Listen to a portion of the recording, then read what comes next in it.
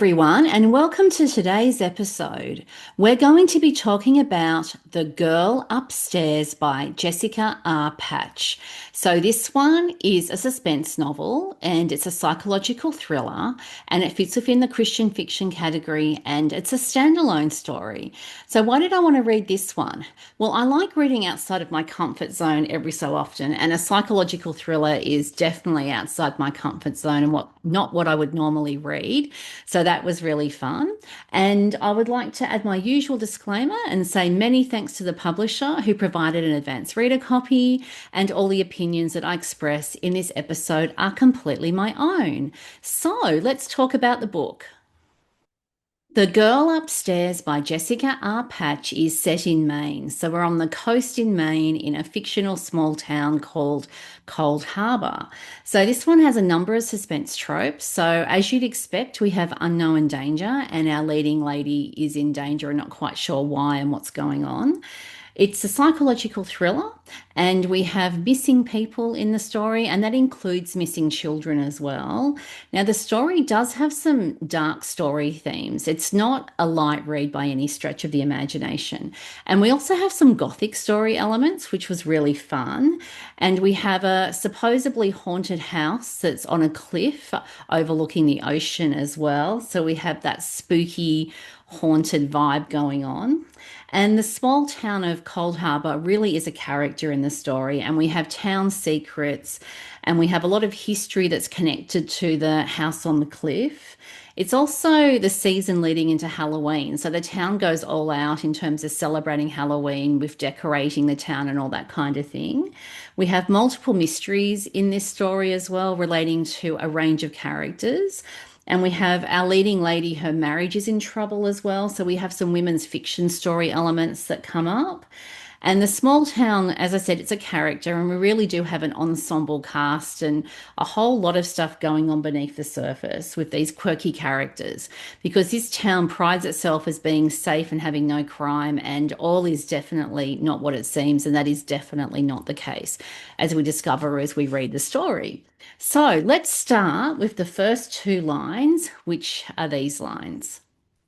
She can breathe easy since she feels no consequences.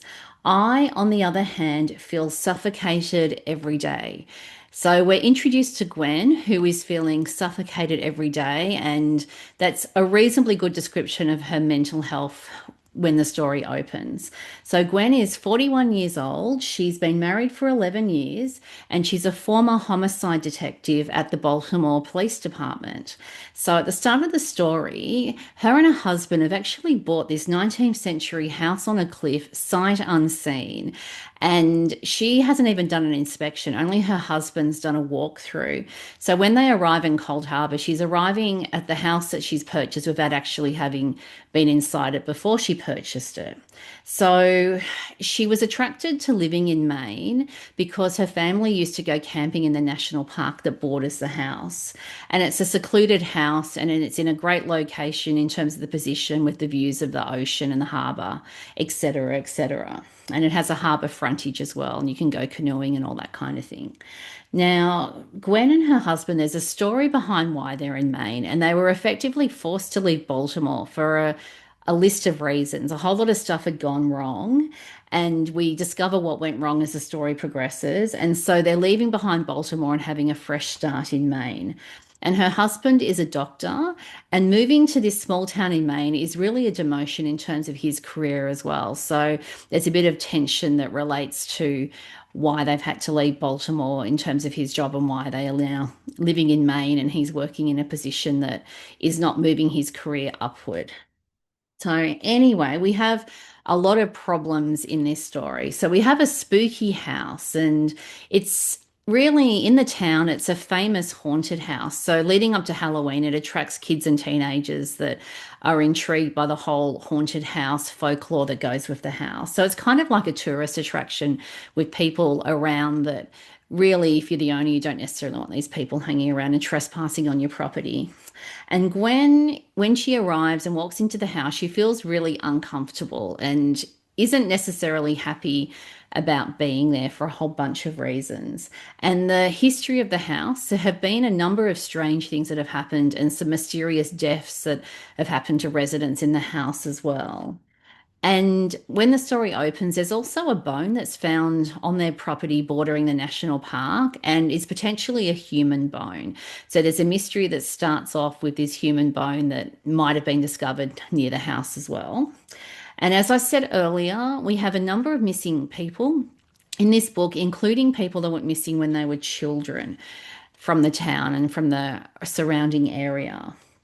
And there are so many town secrets, and everyone has a secret in this book. And Gwen is hiding a list of secrets. She has a lot of trauma from her past that we learn more about as the story progresses. She has major trust issues. She's got major issues in her marriage, and she's suffering from anxiety and depression, for which she's being medicated for as well. And her marriage is in trouble, and there are a lot of problems that are going on as well that we discover as we keep reading.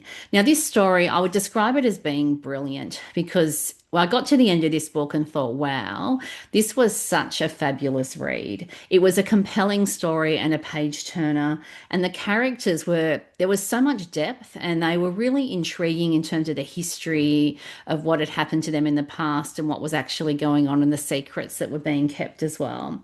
And there multiple characters that have a lot of emotional baggage in this story, including Gwen and other characters. And we have a lot of characters that are dealing with childhood trauma as well, which was quite hard and difficult to read at various times as well. So, the spooky old house on the cliff on the harbour, there are multiple mysteries connected to this house, and the house is really hiding secrets that relate to former residents as well. And these secrets get discovered and unpacked as the story progresses. And the small town has a very complex history. We've got some very complicated relationships between the residents of this town and things that have happened in the past. And there really is a web of secrets and lies that will get exposed as the story continues and progresses. And so, with the multiple mysteries that are happening, it's like we have a whole bunch of puzzle pieces that are there, but we don't quite know how all these pieces and bits of information fit together until we get to closer to the end of the story. And then, even at the end, there is a fabulous twist as well. So this one has some excellent plot twists, and there's some multiple plot twists, and there's a really big one towards the just after the middle of the story, probably where the climax of the story is, that I really didn't see coming, although it made sense when it was revealed. So there were some fabulous plot twists, and it was a fantastic ending as well. It was a surprising ending, and it didn't really end until you read the last chapter as well. There was another twist at the end that I liked. And what I really loved about this one is that the ending was full of hope. So even though some really dark and hard stuff had happened during the story, you do actually end the story feeling hopeful, which was lovely for a psychological thriller to get to that ending point. So, this one I would describe as having relevant faith elements. We have multiple characters that have major trust issues for a whole bunch of very logical and rational reasons.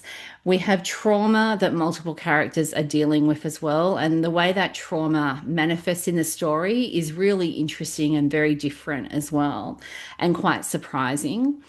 And we also have multiple characters dealing with grief and loss, and they're dealing with that in some quite unique ways as well, and some different ways. And that ties into some of the secrets that are being kept in the story.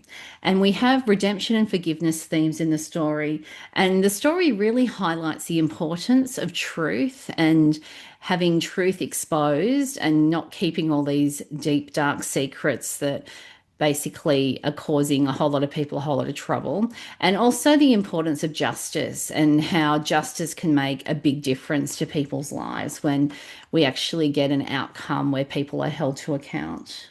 So, my favorite book quote in the story is this one: I can't erase the past, but I can rebuild. So, this is from later in the story, and this is Gwen who is thinking this. And it relates to her dealing with past trauma. We know from the beginning of the story that some bad stuff has happened to her. And as the story progresses, we learn exactly what that is. And she got to a point where she knew that she couldn't just hide all these secrets. She had to confront and deal with them, and that there was hope that she could move to a better place and hope for a better future as well, which I really liked.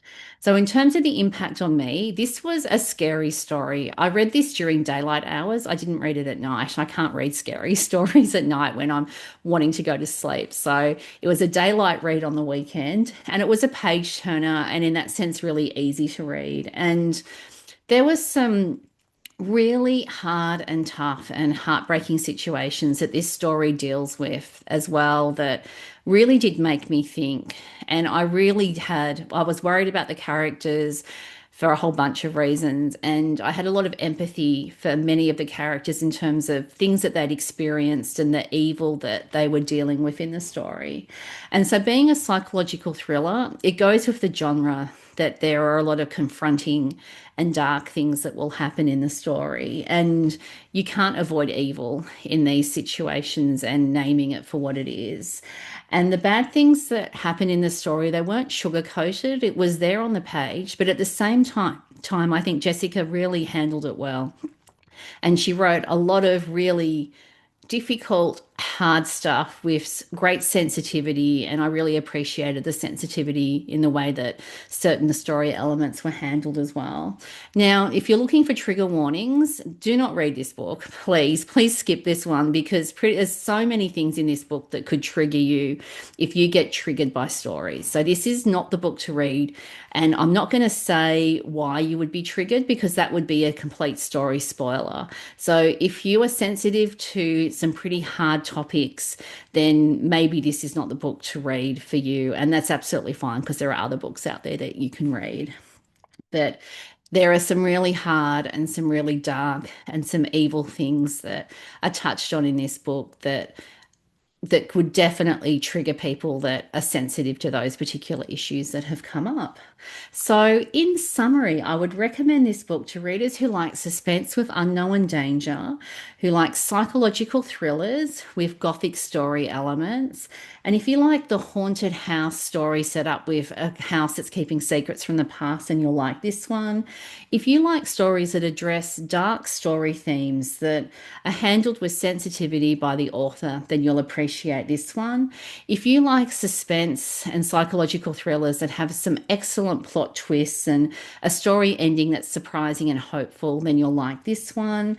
And if you like your suspense stories to have relevant faith elements that deal with grief and loss and really draw out the importance of truth and justice, then you'll enjoy this one as well. Thanks for joining me today. Does The Girl Upstairs sound like a book that you'd like to read? Have you read it? What did you think? You can let me know.